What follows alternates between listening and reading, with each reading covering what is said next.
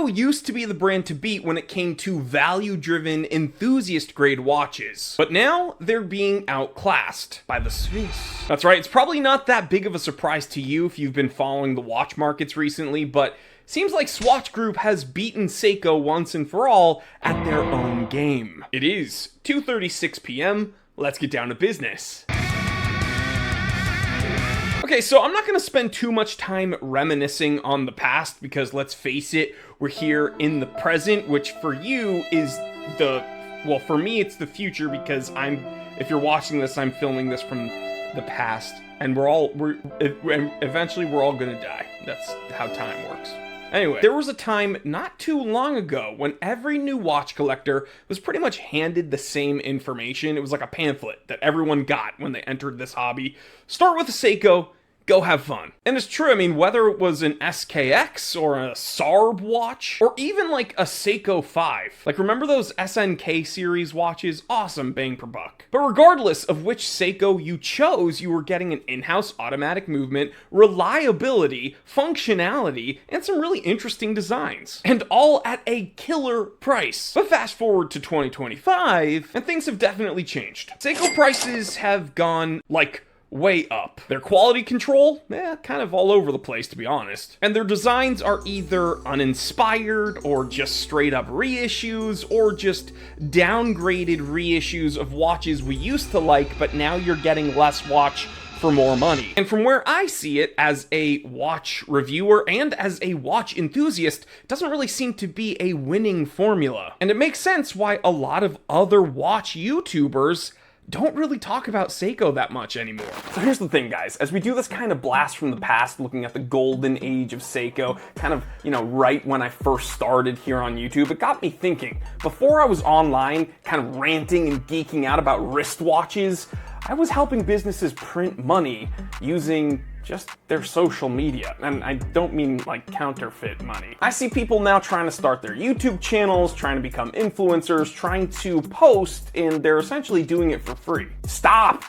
You're already spending a ton of time, probably too much time on social media, and you're not getting paid for it. I'm giving you kind of a peek behind the curtain here real quick, but if you go to my first business, thesimpleconsultant.com, I will help show you exactly how to make money for your brand or business, or just for your personal life by posting the content you're already posting online and building a social media platform for yourself. So if you want to schedule a free consultation with me over at thesimpleconsultant.com, click the link in the description below and I'll talk to you there and we'll figure out why you're leaving so much money on the table posting your content for free. All right, let's get back to the episode. So while Seiko has kind of been drifting to the wayside, unfortunately, Swatch Group has been capitalizing on this and just stacking the wins. I mean, let's look at what they're offering right now. Of course, best everyday watch you could probably get right now is the Tissot PRX. There's a bunch to choose from, but you're getting a 100-meter water-resistant watch with a sapphire crystal,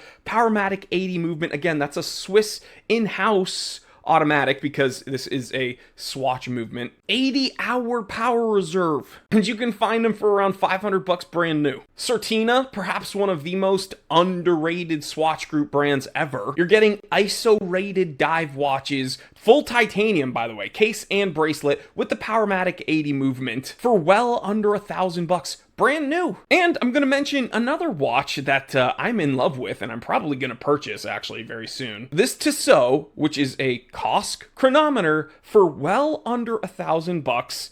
And this is a watch that if it was offered from any other brand would be twice that. And don't even get me started on Mito, okay?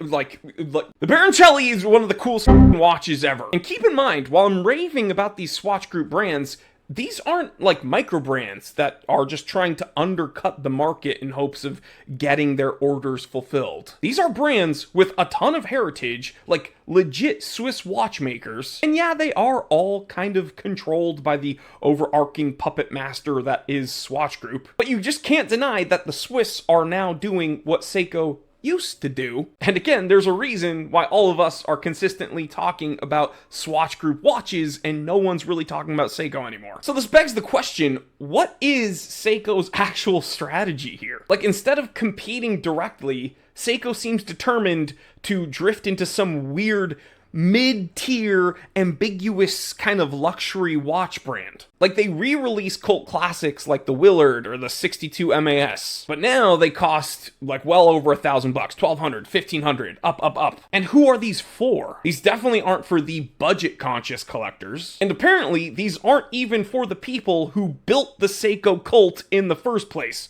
myself included. So look, I'm not saying Seiko is like dead in a ditch and they're done. They've still got a few gems. It's just that, like, hey, it's definitely not 2017 anymore. And before, people were like, oh, well, inflation, of course everything's going. No, dude, like, Seiko definitely has repositioned, and if you're trying to justify this by, like, white knighting for this corporation, you're a fool. I'm a capitalist, like, through and through. I get it. Their whole point is to make money. If they can sell a product at a higher price point, go ahead, do it. But from the hobbyist's perspective, I feel like they are giving us less and charging us more when, like, hey, do your thing. But I ain't buying it. So listen, with prices being all wonky and the watch market going down, but some prices going up, and no one really knows what's going on and everyone has their own theories, I am here to tell you that value watches are back. And they're waving the Swatch Group flag. So let me know below. Am I off base? Is Seiko still the people's champion? Are they still, like, pound for pound, the best bang per buck you can get? Or do you think that I'm kind of correct in saying there's probably more value at this point looking at various Swatch Group offerings? Hit that like button if you missed the old Seiko, and give me that follow if you enjoyed today's episode. Alright guys, I will catch you on the next one. Stay happy, stay healthy, stay blessed. I'm Jory Goodman, the Time Teller, and always remember, I didn't invent time. I just tell it.